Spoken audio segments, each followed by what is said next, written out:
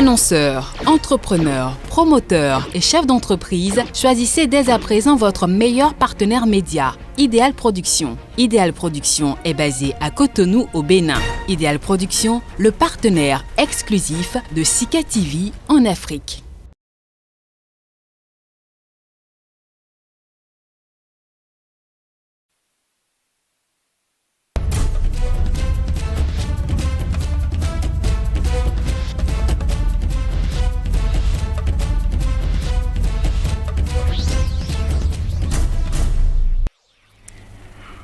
C'est une publicité dont aurait bien voulu se passer. L'homme d'affaires français Vincent Bolloré fait l'actualité en France, mais en même temps en Afrique.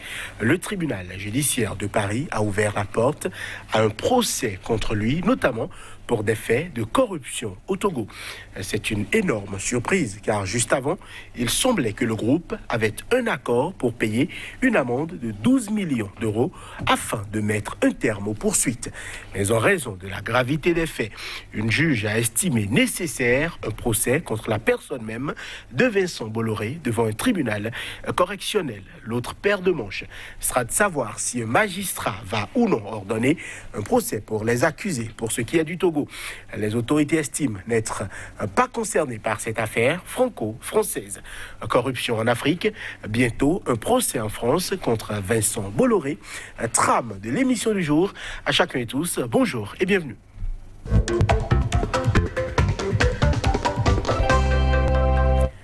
Avec nous aujourd'hui, Emile Guérin, bonjour. Bonjour, monsieur Toine. Vous êtes consultant en communication et gestion de crise. Face à vous, Dieudonne Lokossou, bonjour. Bonjour, mon cher ami. Un grand militant des droits de l'homme, vous êtes panafricaniste, ancien secrétaire général de la CSA Bénin. Et Belguin, ma première question est pour vous. Déjà qu'une aussi grande tête des affaires, aussi bien en France que sur le continent africain, puisse avoir maille à partie avec la justice, est-ce que ce n'est pas quelque peu surprenant au regard peut-être de la France ou aussi au niveau de l'Afrique? Absolument surprenant. C'est un coup de tonnerre pour Bolloré. Il ne s'y attendait pas. J'ai comme l'impression qu'il aurait été piégé par la justice française, dont il s'est servi tout le temps pour attaquer, faire condamner des journalistes qui investiguent dans ces affaires, dans ces eaux troubles. Et cette affaire, pour moi, révèle aussi la partie visible de l'iceberg dans les affaires franco-françaises, dans les affaires opaques, absolument financières. Et ça révèle la méthode employée pour diriger les patrimoines africains. Et nous allons en parler tout à l'heure. Alors, le Kossou, un peu surpris par cette affaire-là. Visiblement, il y avait un accord. Payer une amende, notamment 370 000 euros, puis 12 millions d'euros. On devait donc les relaxer, mais visiblement, la juge a estimé qu'il fallait poursuivre. Pourquoi pas? Moi, je crois que c'est une affaire de haute corruption. Et puis, l'acte posé, ce n'était pas en France. Donc, on ne peut pas parler de cette corruption-là sans parler du pays ou des pays dans lesquels ce monsieur-là exerce et parfois maltraite les travailleurs et est souvent dénoncé et le gouvernement s'entête. Donc, c'est une corruption active. Et puis, pour moi, je crois que le magistrat qui s'est saisi finalement du dossier et n'a pas accepté facilement la pénalité pécuniaire, c'est une bonne chose. Et c'est au procès que les révélations seront faites et ça va être encore une autre surprise qui nous attend. Alors, Aude Bourézy est décrit comme juge téméraire. Il y avait un deal. Et c'est prévu dans le droit positif français qu'on puisse reconnaître ainsi son tort, faire amende honorable, payer une amende. Le deal était ficelé. Vincent Bolloré, c'est sans doute son conseil avait entendu cela et tout était fait. Mais pourquoi est-ce que, selon vous, on a estimé que malgré ces accords-là, puisque l'amende de 12 millions d'euros doit être versée sous 10 jours, malgré tout cela, on a quand même estimé qu'il fallait, pourquoi pas, poursuivre la personne même de Vincent Bolloré. J'ai parlé tout à l'heure, je disais tout à l'heure que j'avais comme l'impression que Bolloré était tombé dans un piège. Et il faut clarifier une chose. L'accord, le consensus qui était trouvé entre l'homme d'affaires Bolloré et la justice, le tribunal judiciaire de Paris, ce qu'on appelle dans la justice française la comparution avec reconnaissance de culpabilité. C'est ce qui a été fait. Et il y a deux volets.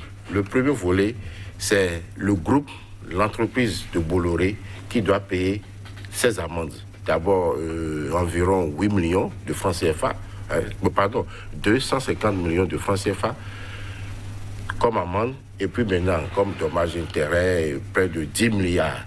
10 milliards en deux volets. Il y a d'abord environ 8 milliards à payer au Trésor français et 2 milliards. Pourquoi? Parce que la justice française a décidé de surveiller les affaires et les comptes du groupe Bolloré pendant 2 ans.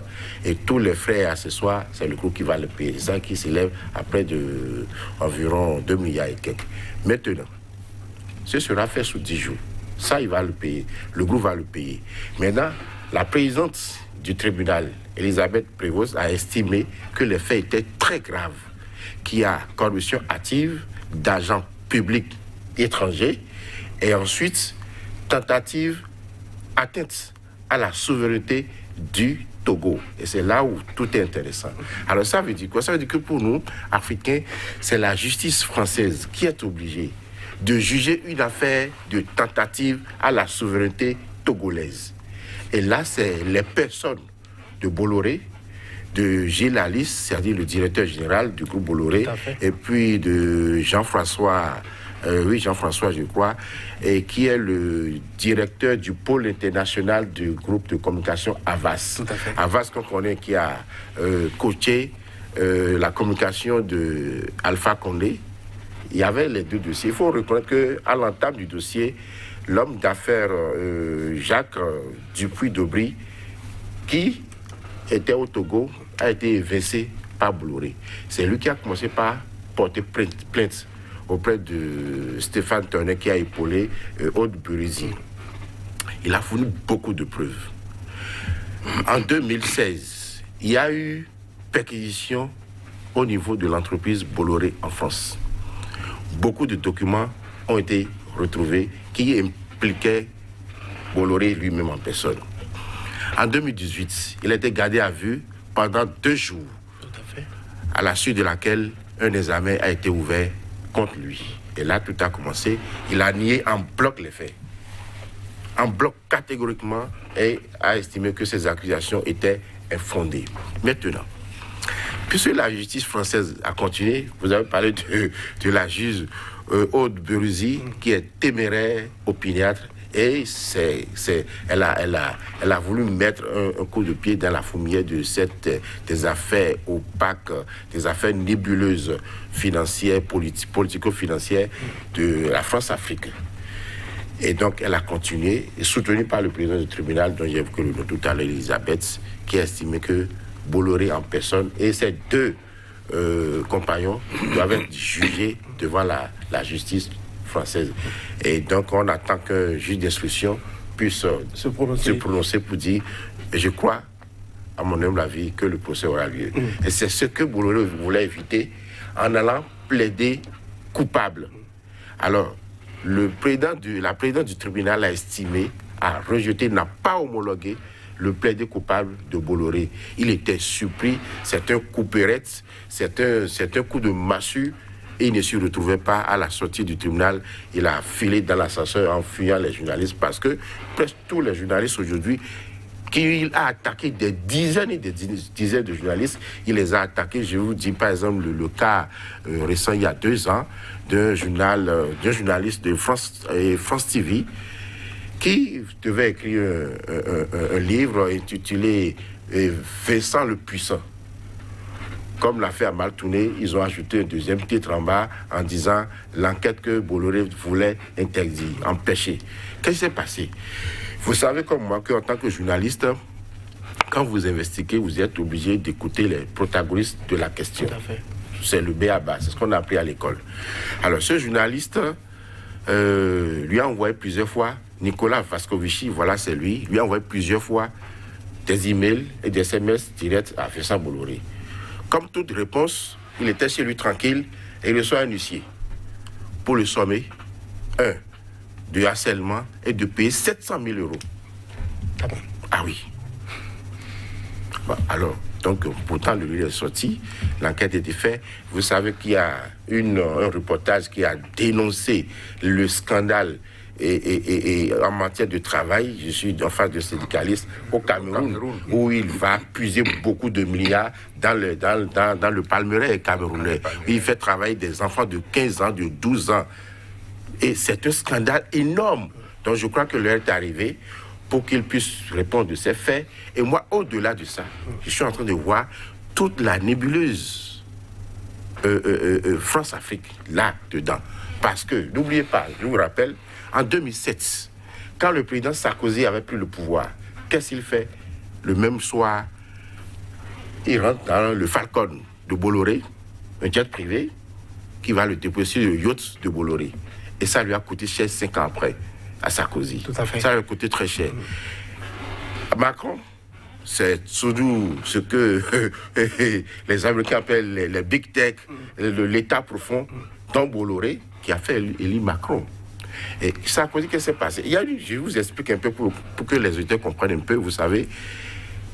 En France, nous allons revenir. Dieudonné Lokossou, j'aimerais avoir votre avis par rapport au regard de l'Afrique. Est-ce que ce n'est pas surprenant que ce soit en France qu'on condamne et qu'on demande, on dit, un homme d'affaires a violé la souveraineté d'un État africain, notamment le Togo? Pourquoi est-ce que nos juridictions ici n'auraient pas pu mener ces affaires-là jusqu'à terme, et pourquoi pas condamner ces personnalités-là qui, quoi qu'on dise, sont des employés de nos États, traitent avec nos États, ont des affaires un peu partout sur le continent? Oui, mais c'est dommage que ce soit en France qu'on veut percer l'abcès. Or, l'affaire s'est produite en Afrique, enfin, dans presque tous les États africains. Comme l'a dit tout à l'heure mon vis-à-vis, il a créé des scandales. Et dans les champs, des vastes champs de palmeraie, faisait travailler les enfants, maltraitait.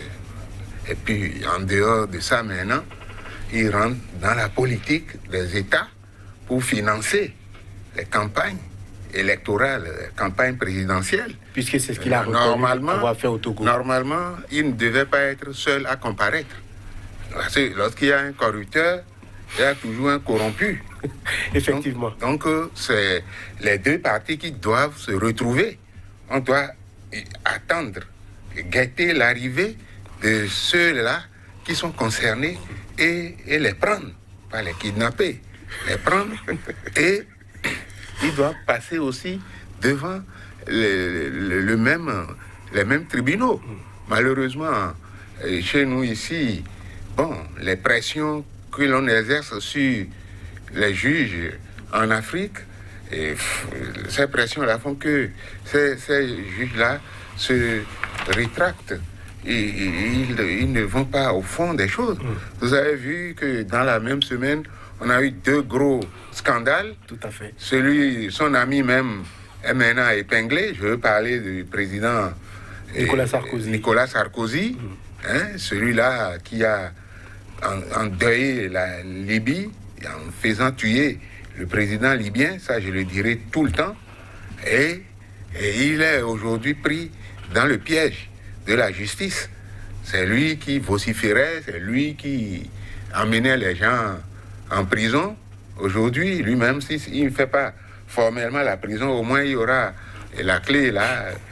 Un bracelet électronique peut-être. Voilà, bracelet électronique, c'est ça exactement. Le prix du sang est super toujours. Avec plus, je ne sais pas si c'est au pied ou bien au bras qu'on fait ça, mais toujours est-il qu'il est prisonnier, même s'il fait appel. et que l'appel, compte tenu de la gravité des faits, parce qu'il y a d'autres dossiers qui l'attendent, il va toujours tomber dans un de ces dossiers-là. Donc c'est un prisonnier potentiel pour les autres affaires. Donc ça veut dire que l'indépendance, ça nous prouve que l'indépendance de la justice est une chose parfaite en France. Il n'y a pas de doute. Donc c'est ce qui devrait se passer aussi chez nous. Quand un président fait quelque chose, parfois on dit qu'il a méconnu la Constitution. On ne dit pas de façon voilée qu'il a commis une faute et qui doit être passible devant les tribunaux. Bon, donc la France coloniale nous donne toujours des leçons. On vient exploiter les petits-enfants au vu et au su de tout le monde, impunément, et c'est toujours les mêmes Français qui dénoncent. Les Français qui ont leur cœur à gauche, c'est eux qui dénoncent les faits. Sinon, tout ce qui s'est passé à Lomé, là, et que ça a éclaté, on a tout fait pour transférer le dossier en France, et puis il y a aussi la Guinée, donc il y a le jeune frère utérin du président du Togo qui travaille avec le groupe. Donc tous ces gars-là doivent être rapidement, on doit les faire passer devant le tribunal, et les chefs d'État qui sont convaincus, puisque lui-même s'il a reconnu qu'il a corrompu quelqu'un, ce corrompu-là ne doit plus avoir la confiance des populations.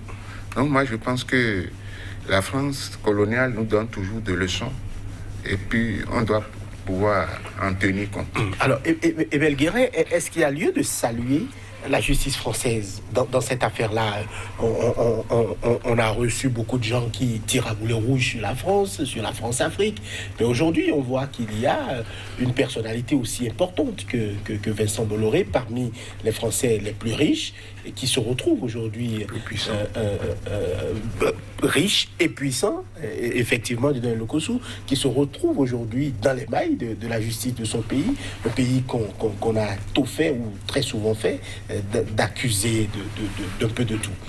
Oui, moi je pense qu'il faut saluer la justice française. Il faut saluer surtout la juge téméraire Aude Pérosi et la présidente du tribunal judiciaire de Paris. C'est un coup de maître.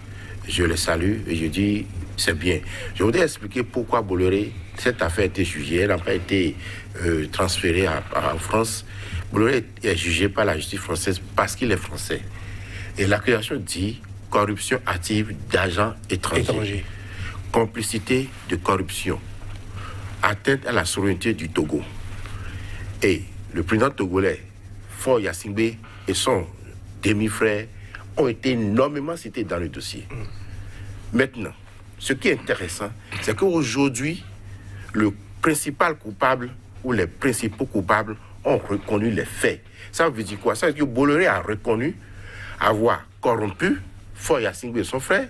Bolloré a reconnu avoir aidé Faure Gnassingbé à sa réélection en 2010. C'est suffisamment grave. Et que si on était dans des pays sérieux, malheureusement, le ridicule ne tue pas en Afrique, je crois que ce président devrait démissionner. Ça ne peut pas se passer en France, ça ne peut pas se passer aux États-Unis, ça ne peut se passer dans aucune démocratie sérieuse. Parce que démissionner pour aller laver son honneur Mais puis il y a une grave accusation contre lui. Pourquoi? Le port appartient à qui? Pas à Gnassingbé, pas à la famille Gnassingbé qui gérait le Togo depuis plus d'un demi-siècle, mais appartient au peuple togolais. Et quand le sait ça, nous allons en parler, comment nos chefs d'État, nos gouvernants gèrent nos patrimoines. À qui confient-ils nos patrimoines? C'est très important, parce que Bolloré n'est pas absent au Bénin non plus. Je vous dis, Bolloré est présent dans 46 pays africains, dont 16 concessions portuaires en Afrique de l'Ouest. C'est important. Je crois qu'il a eu un marché ici dans ce pays au Bénin. Tout à fait. Et que le compatriote Samuel Dossou avait gagné Mais le président Yahi Boni a décidé d'abord, d'aller contre sa propre justice et de concéder le dossier à Bolloré. C'est un scandale aussi. Il faut qu'on en parle. Voilà les chefs d'État que nous avions en Afrique. Vous dépossédez un compatriote et vous remettez une affaire. Voilà, nous venons de découvrir que ce monsieur a fait pareil en Guinée, en Guinée-Conakry. Tout à fait. Qu'est-ce qu'il nous fait dire qu'il n'a pas fait pareil au Bénin? Ça va sortir un jour, toutes ces affaires. Donc, que nos dirigeants viennent nous dire, je crois, dans ces derniers temps, on entend un truc dans la gestion de certaines sociétés qu'on confie à des expatriés. C'est extrêmement grave. Moi, je suis souverainiste. En tant que souverainiste, je dis c'est grave. D'abord, quand vous élisez un président, c'est parce que le peuple lui fait confiance. Et c'est qu'il va nous gérer. Pas pour confier la gestion de nos sociétés à des étrangers. Ça nous pose problème. Et voilà les conséquences. Et nous attendons les dessous qui vont sortir demain. Et j'applaudis une fois encore cette justice. Et je voudrais inviter maintenant les justices africaines. Parce que la justice du Togo peut se saisir de ce dossier pour interpeller le président Yassingbe, pour interpeller son jeune frère à répondre du dossier maintenant. Puisque l'autre a reconnu les faits. Alors que la justice togonaise fasse son travail. Nous voulons aussi entendre la justice africaine, la justice panafricaine se prononcer sur la question et que la justice béninoise aussi aille fouiller un peu du côté de Bolloré de ce qu'il est venu foutre au Bénin, le Cameroun, en Guinée, dans tous les 46 pays dans lesquels il est, et que nous verrons clair dans les dossiers. Alors, Dieudonné Gossou, on a l'impression que la personne de Vincent Bolloré jouit, on va dire, d'une certaine notoriété, d'une certaine confiance auprès de certains chefs d'État sur le continent. Je ne trahis aucun secret quand je parle du Camerounais Paul Biya, de l'Ivoirien Alassane Dramane Ouattara, ou encore du Guinéen Alpha Condé. Il a il est dans 46 pays sur 52. Mais il a toute l'Afrique quand même. Ah, mais oui. Il a des affaires un peu partout sur le continent. Qu'est-ce qui fait qu'il jouit autant de la confiance de certains de ces chefs d'État-là? Mais vous voyez, vous avez entendu. D'abord, il faut remercier vos confrères de Mediapart. Tout est parti de là. Donc, à partir du moment où il y a la complicité tacite de nos dirigeants, c'est parce que le truc du Togo là a crevé l'œil. Et sinon, ça peut se passer facilement comme ça se passe ailleurs. Et voilà les conditions dans lesquelles les présidents africains sont réélus. Et ça dit, ils sont achetés, on doit dire. Un groupe se lève et achète. Donc c'est le prolongement du colonialisme. Et lui, c'est un vrai colon.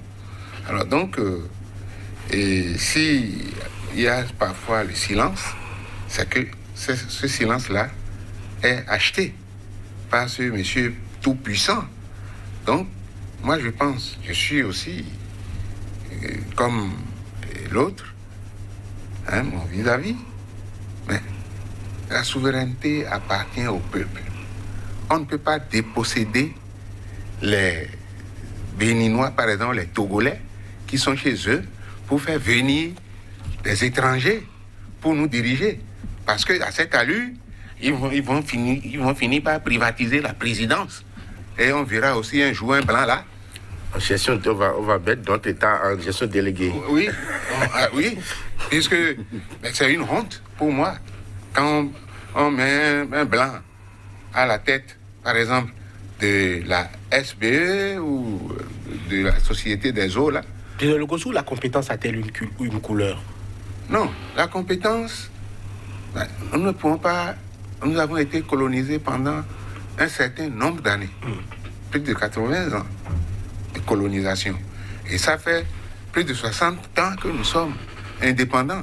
Donc il n'y a pas de cadre vraiment compétent et on viendra nous vendre cher les compétences là. Donc moi je pense que il vaut mieux envoyer des gens si tant est que ils sont incompétents, on n'a qu'à les envoyer. Mais moi j'estime quand même du Dahomey au Béninois, ce ne sont pas des gens incompétents puisque c'est ici qu'on venait puiser les cadres pour former des gens dans les autres pays. Ce n'est pas après 60 ans d'indépendance qu'on va déclarer un Béninois incompétent. Donc moi je pense que ce qui est arrivé au Togo doit ouvrir les yeux à tous les Africains et que surtout les sociétés stratégiques, mais on peut pas, la France ne peut pas aller chercher quelqu'un, un Béninois, pour aller gérer c'est pas son chemin de fer ou la société des eaux de France là. Donc ce qui se passe en Afrique, c'est une honte pour moi. Moi, c'est une honte. Alors, Aimé Guérin, est-ce que le groupe Bolloré, au-delà de tout, ce n'est pas aussi une affaire de compétences? On a beau les accuser, on voit des résultats à travers l'exploitation des terminaux à conteneurs dans plusieurs pays. On ne peut pas dire ou les accuser sans pour autant reconnaître le travail que ce groupe l'a fait dans nombre de pays, emploie aussi beaucoup de main-d'œuvre africaine. Il y a des cadres qui sont recrutés dans ces groupes-là, dans tous les pays africains. Est-ce qu'il ne faut pas aussi reconnaître que ce groupe-là n'a peut-être pas que du mauvais? Je ne crois pas que la nébuleuse groupe Bolloré soit une affaire de compétence. Non. Je crois que notre compatriote Samuel Dossou l'a prouvé. Il a un vaste empire. J'ai essayé d'enquêter un peu sur lui. Il a un vaste empire. Dans un pays, il est connu en Suisse, il est connu en Afrique du Sud. Il a fait ses preuves. Et donc, donner les chances à celui-là, vous allez voir ce qu'il va produire comme compétence. Et quand on me parle de gestion déléguée, c'est un oxymore. C'est vrai, vous avez demandé tout à l'heure si la compétence n'a pas de couleur. Non, elle n'a pas de couleur. Mais, je dis la compétence nationale. La compétence nationale, elle est importante. Pourquoi? Si un blanc acquis la nationalité béninoise, ça ne me gêne pas. Mais étant donné qu'il est toujours... Nous avons vu le doyen a cité par exemple l'ASBE, le port. Ça a marché au port du Bénin. La gestion déléguée, est-ce que ça a marché? Nous en sommes là. C'est une preuve. Moi, je suis tout heureux de constater que nous faisons tous de l'oxymore. Quand monsieur Lionel Sissou était candidat ici, qu'est-ce que nous avons dit? Il n'est pas compétent. On l'a traité de yovo. Nous sommes les premiers racistes. Et on traite les autres de racistes. C'est de l'oxymore. Donc ça commence par là. On ne peut pas me dire qu'aujourd'hui, il n'y a pas de compétence pour gérer le port du Bénin ou les ports africains. C'est pas possible. Alors que ce président nous démontre son programme par rapport à l'éducation. Qu'est-ce qu'on en fait de l'éducation?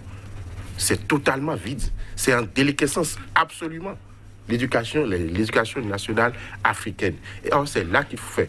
Je vous donne l'exemple des pays comme les pays arabes, mais ils sont pratiquement des nationalistes.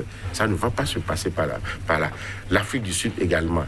Depuis que l'ANC gère ce pays, beaucoup de choses ont changé. On a vu des compétences émerger au niveau des Africains.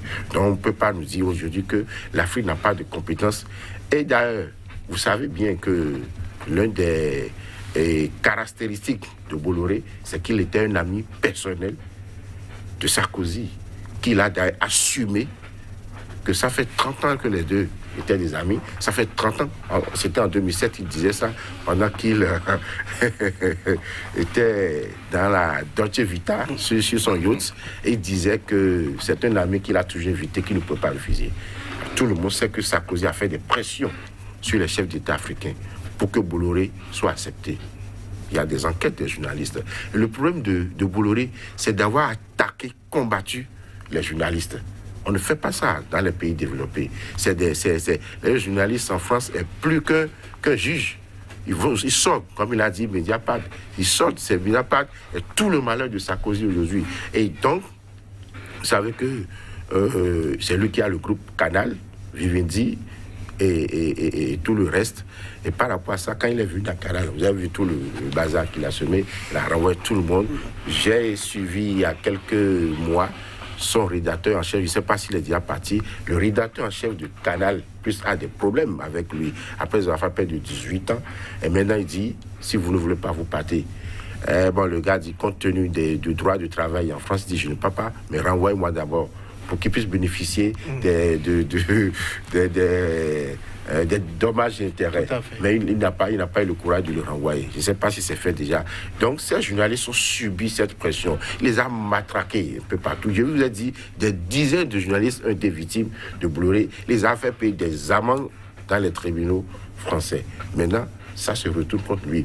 Donc, en fait, je ne vois pas, même s'il est la 17e fortune de la France, 338 mondial avec plus de 4 000 milliards francs CFA, environ 7,7 milliards d'euros.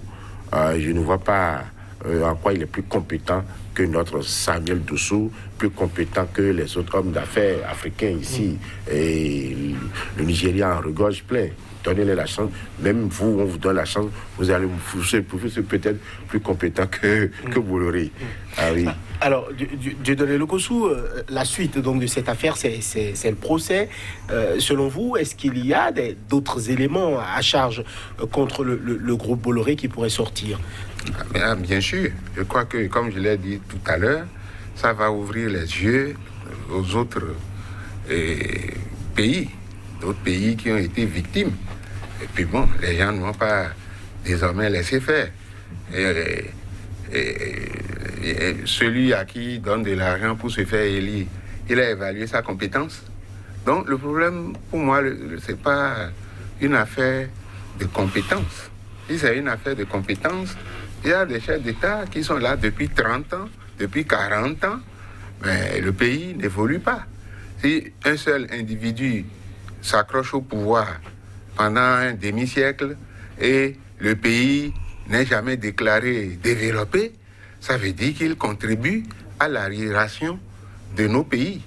Donc moi, je ne vois pas la chose sous l'angle de compétence ou d'incompétence.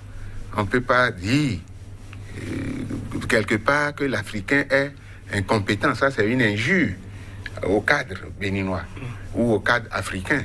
Donc moi, je crois que il y a une certaine complicité et ça conduit à la complaisance. Alors, les gens viennent faire du CFA ici. Quand ils gèrent les choses, les bénéfices, ils les rapatrient. Ça ne reste pas dans notre pays. Donc, il y a beaucoup de choses. Et un cadre expatrié, il peut gagner le double du salaire. Il pourrait gagner le double du salaire d'un cadre africain. Donc, il y a beaucoup de choses. Mais le jour où ça va péter, nous allons voir beaucoup de choses. Rien n'est caché éternellement. La preuve, aujourd'hui, on entend le nom ouvertement. Et jusqu'ici, il n'y a pas eu démenti du côté du gouvernement. Donc, il ne dit rien, il consent. Voilà. C'est vrai que le gouvernement togolais, le gouvernement ne s'est pas prononcé sur cette affaire-là. David n'a pas du tout voulu répondre, mais en coulisses, ils ont estimé que c'est une affaire, vous allez voir, franco-française, donc ça ne les regarde pas. Le cas de Guinée, entre-temps, en 2019, la Cour d'appel de Paris a déclaré la prescriptibilité du dossier. Tout à fait. C'est pourquoi ça n'a pas eu de rebond. Voilà. Bon, maintenant que pour le Togo a eu ce rebond, a eu cette surprise rocambolesque, je ne crois pas, mon cher doyen, que nos chefs d'État africains puissent se servir de cet exemple-là, parce qu'ils sont tous des valets qui couchent devant la France, qui couchent quand le petit Macron tape sur la tête, et tous ils se couchent pour lui. C'est un chef d'État. Ah oui, de tous. Donnez-moi un seul exemple. En Afrique subsaharienne. En Afrique subsaharienne, donnez-moi un seul. Le plus jeune. Je vais vous dire, en Afrique subsaharienne, je me rappelle, il faut toujours prendre référence de notre pays. Quand j'ai entendu certaines presses condamner la diplomatie béninoise d'être incapable de pouvoir faire rencontrer notre président Macron. Mais on s'en fout de Macron. Mon président n'a pas besoin d'aller voir Macron avant de le diriger. Mais on s'en fout. Mais oui, qu'est-ce que la France? Rien que moi. Ah mais oui, c'est dommage pour nous. Et c'est malheureux. Or, je vous dis, moi je suis un enfant de la Révolution. J'ai vu le président sous la Révolution a prouvé, et Sankara également, vous êtes panafricain, vous savez de quoi je parle, qu'on peut bien diriger, qu'on a des compétences. Les coopératives qui existaient dans lesquelles on nous mettait, déjà au collège, déjà à l'école, ça produisait. Et cette nouvelle école dans laquelle j'ai été éduqué, nous a appris beaucoup de choses. Il y a beaucoup de compétences. Ma génération est encore là, active, mais on ne les utilise pas. Mais c'est dommage.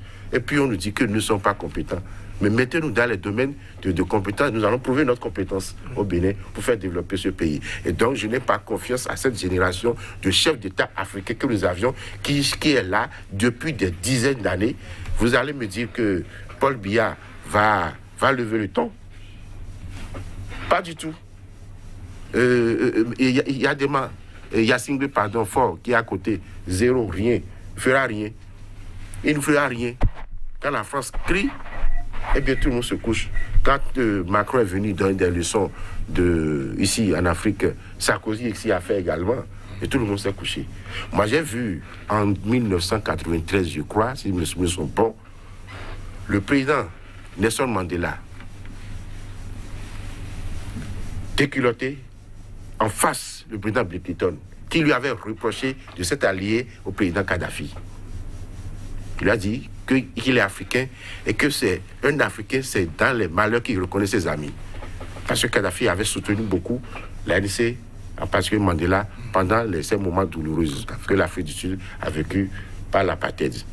Et donc, il est de bon ton.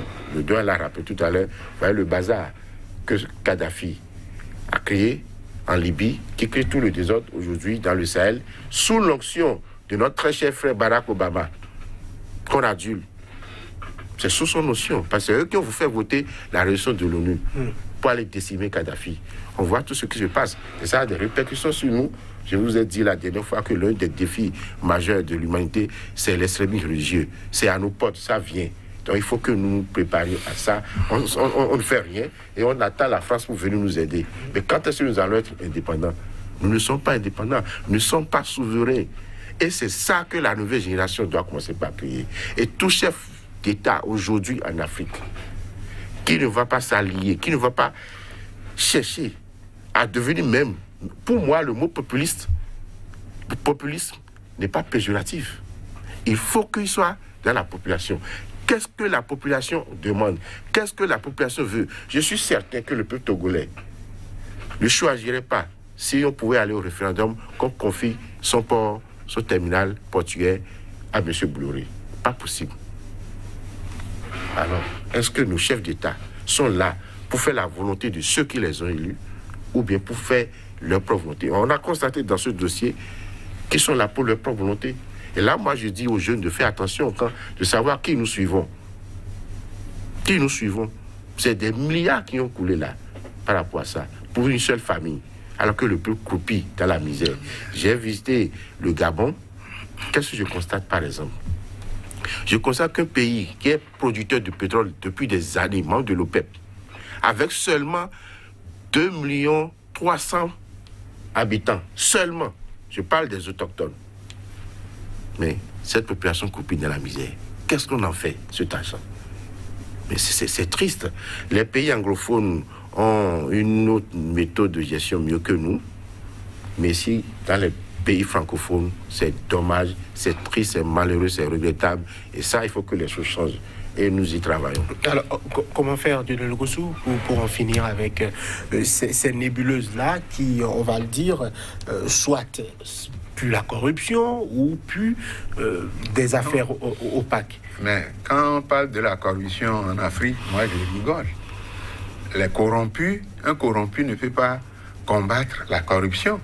Et c'est pour cela que j'ai dit, est-ce qu'en France, pendant la campagne, on dit, il faut éradiquer, il faut qu'on... Mais la corruption, c'est eux qui ont appris ça et qui sont venus vendre ça en Afrique. Alors donc, moi, c'est des illusions lorsqu'on parle on combat la corruption. Mais lorsqu'on te donne de l'argent d'autrui et tu prends pour dire que tu vas diriger et tu corromps les travailleurs, peut-être, mais tu mets ça de côté, mais c'est un fait gravissime. Et ce n'est pas des exemples qu'il faut laisser pérenniser. Donc, que faut-il faire? Je ne suis pas xénophobe. Je ne dis pas de chasser les Blancs qui sont installés, qui créent des emplois, et on leur donne même beaucoup de facilité. Je ne dis pas de les chasser, mais de grâce, nos entreprises. Zinsou a créé Sobemap, le président Zinsou paie à son âme. Sobemap, mais ça a toujours généré des bénéfices. Alors, on ne nous déclare même pas les gens qui sont venus là. Voilà, cette année-là, voilà ce qu'ils ont fait. Pour comparer un peu au passé, pour dire que nos gens-là sont incompétents. Parce que quand on dit qu'un cadre qui est formé pour faire quelque chose, il est incompétent, donc l'incompétence, ça doit descendre aussi et au niveau des ministres. Donc, moi, je crois que on doit vraiment, c'est un fait négatif, ça fait des injures pour l'Afrique que de dire une chose. Parce que nous avons connu les mêmes colons.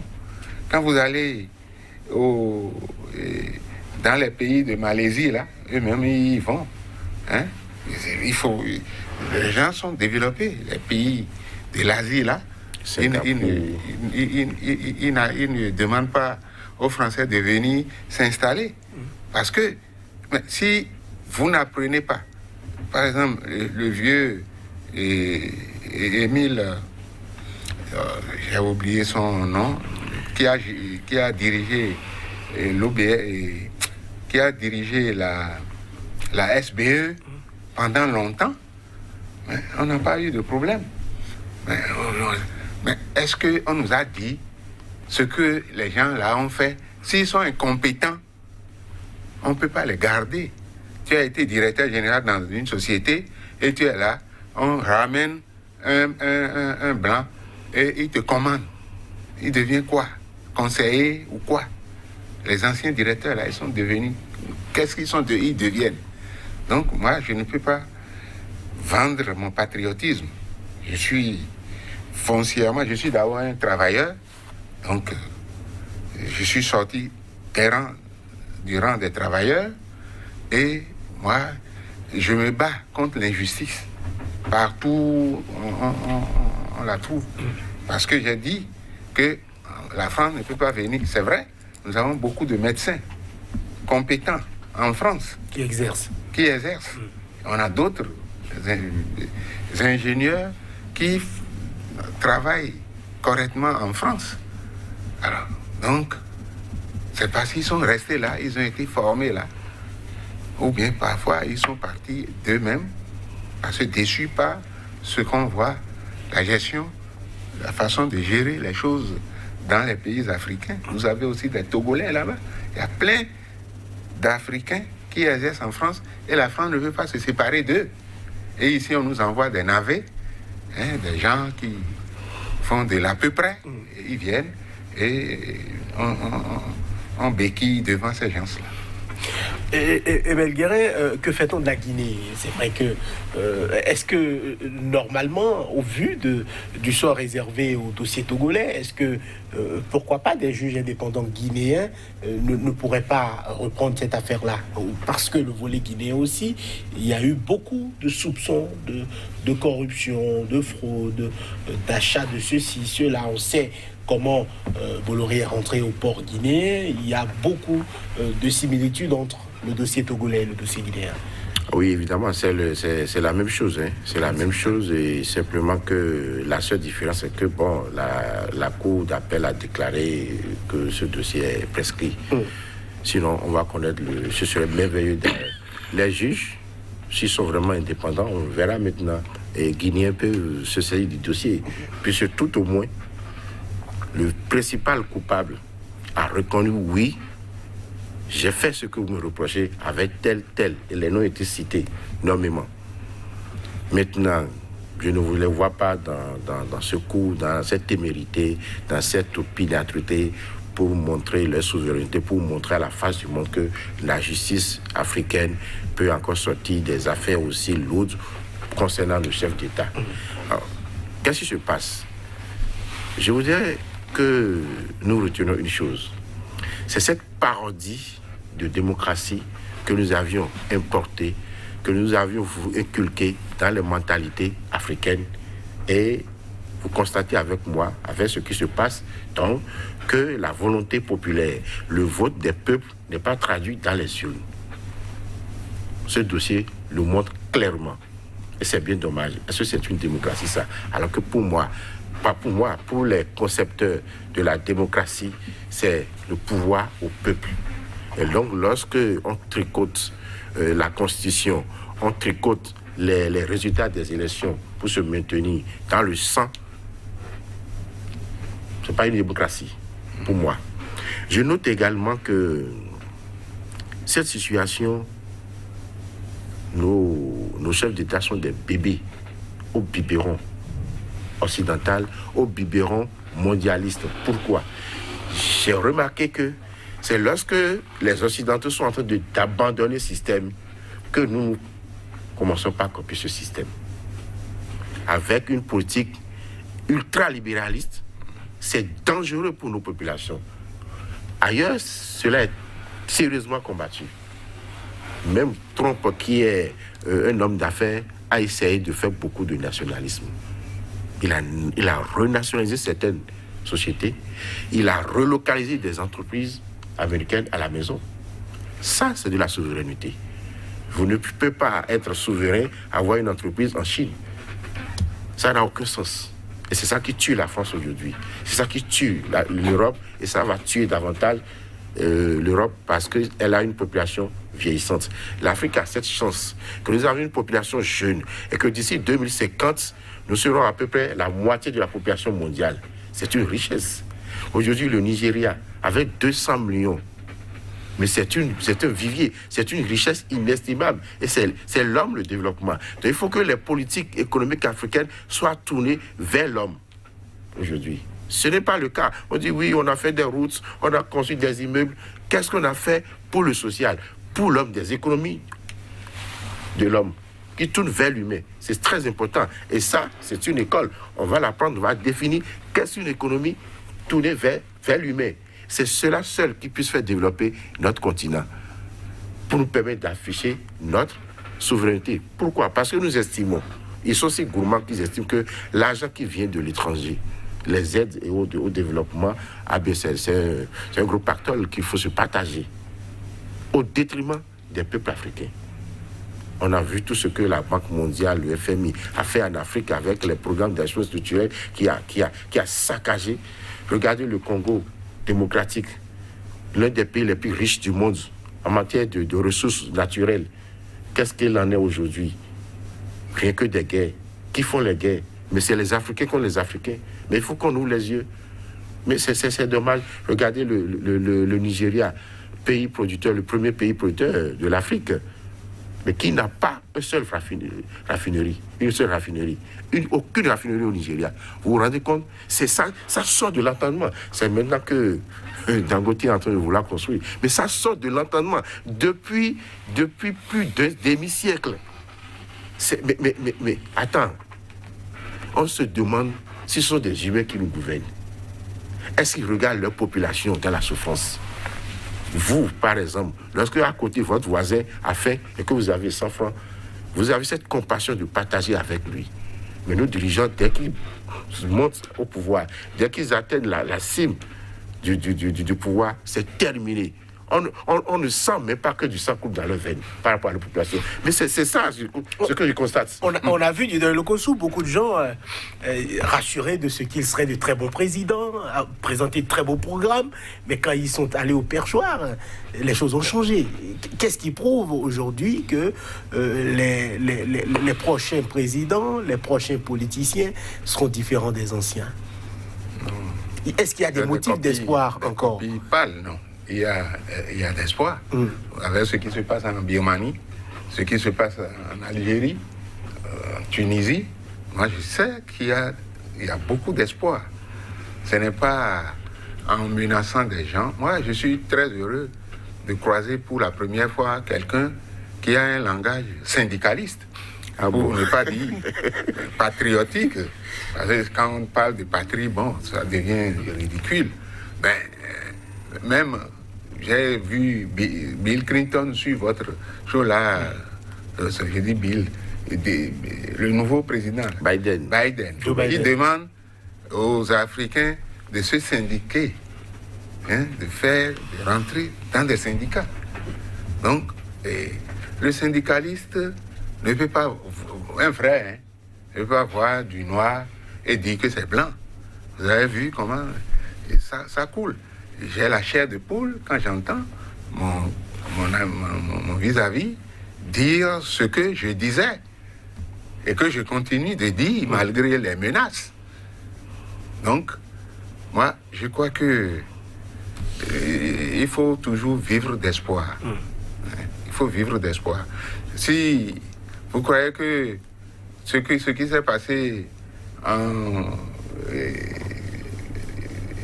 Birmanie, là, et le peuple est dehors tous les jours. Si la dame était mauvaise, vous ne verrez pas ça. Si ça se passait au Togo, vous ne verrez pas une telle réaction. Moi, vous avez vos confrères d'une télévision, elle n'est pas... Je crois que ça doit être l'extérieur qui émet. Ils émettent au Togo, mais ils ont critiqué, ils font des débats. J'ai assisté à Uri la dernière fois, que ces Togolais-là, ces journalistes-là, se moquent pratiquement du Bénin. Ils ont parlé du président Talon. Mais ça m'a fait mal. J'ai dit, mais depuis quand eux, ils ont commencé? Donc, moi, je crois qu'il ne faut pas perdre d'espoir. Lorsqu'on vit, il faut toujours faire foi au bon Dieu. Il faut croire au bon Dieu. Mais croire seulement ne suffit pas. Il faut se battre soi-même. Si nous allons nous libérer un jour, c'est notre comportement. Il faut bien travailler. Il ne faut pas que quelqu'un... Moi, j'ai eu des gens qui ont travaillé avec le président Kérékou. Ils m'ont dit, lorsque vous lui remettez un dossier, il lit entièrement et il fait des annotations, il donne des orientations.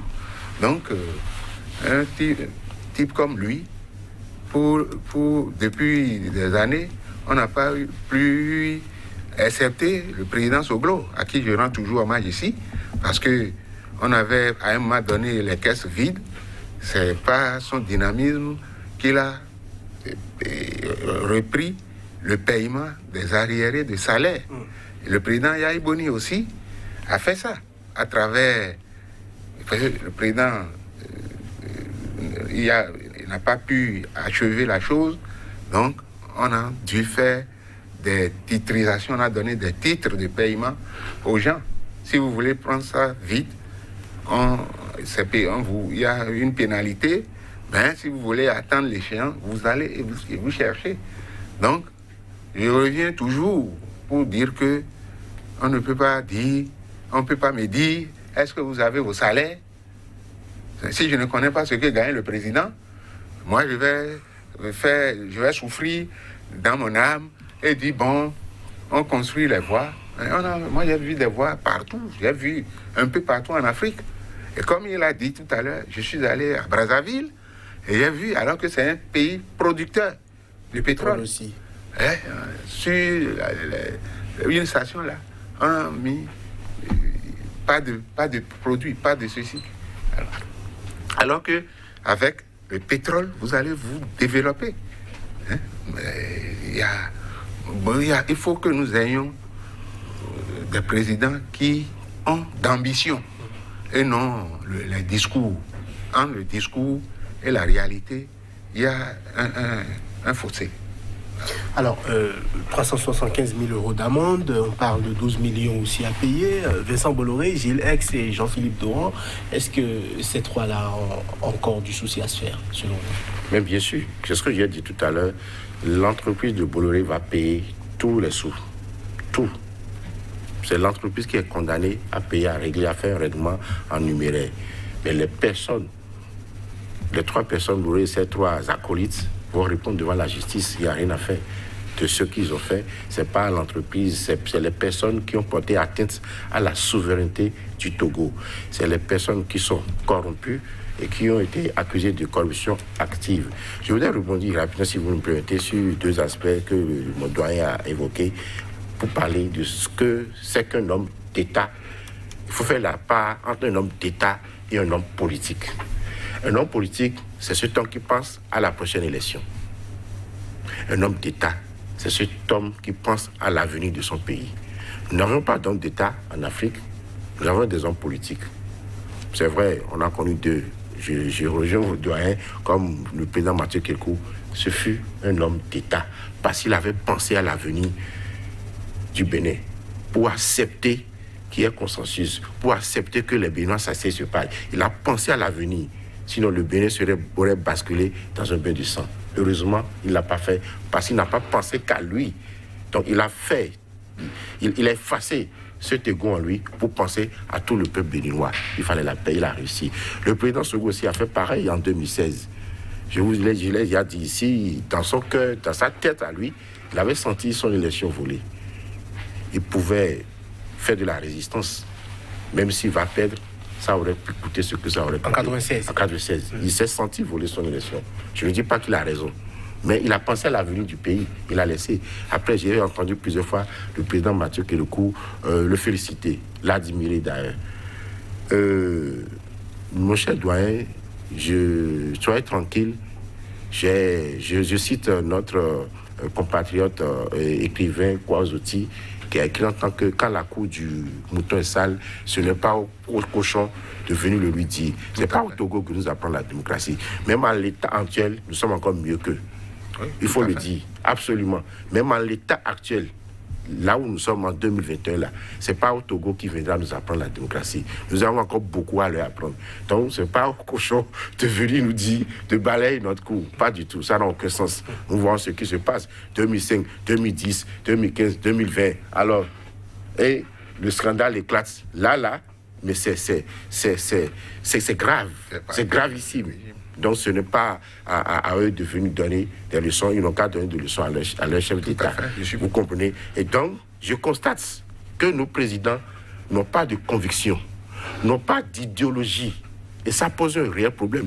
Ce n'est pas en formatant le système, pas de système partisan par-ci, par-là. Ça, c'est du bluff. Ça ne durera que le temps que ceux qui sont en place, ou le temps que le chef d'État qui est en place va durer.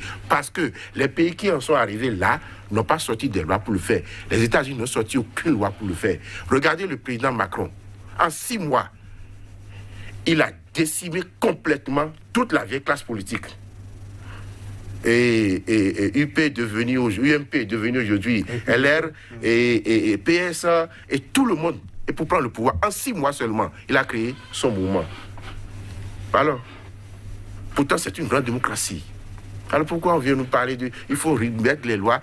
Quand dans un État démocratique, vous sortez de ces genres de lois au forceps, qu'est-ce qui se passe? Ça a dit le temps où ça va durer, où cet égrégore qui force les choses va durer, et puis après, quand ça va se désintégrer, et ça va se désintégrer. Le doyen a parlé tout à l'heure qu'il croit en Dieu. Oui, cette nouvelle génération est en train d'émerger pour changer les choses en Afrique, pour changer, parce que l'Afrique, c'est l'avenir du monde. Dieu donne le cochon, mot de fin.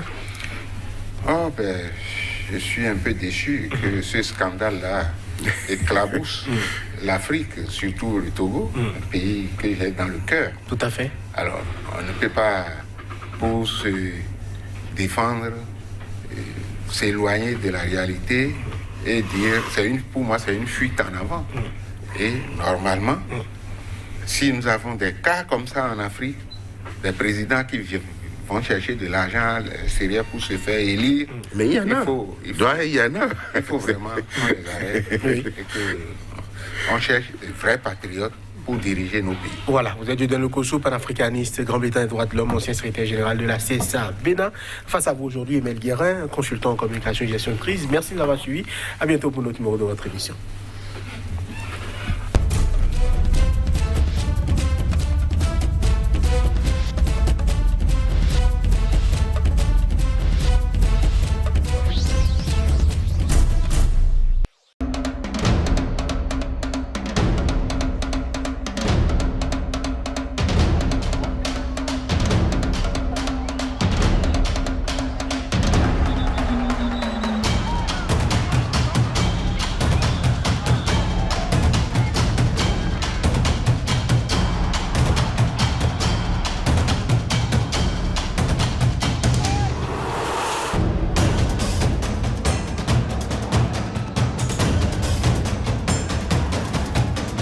If they want to get you, they'll get you.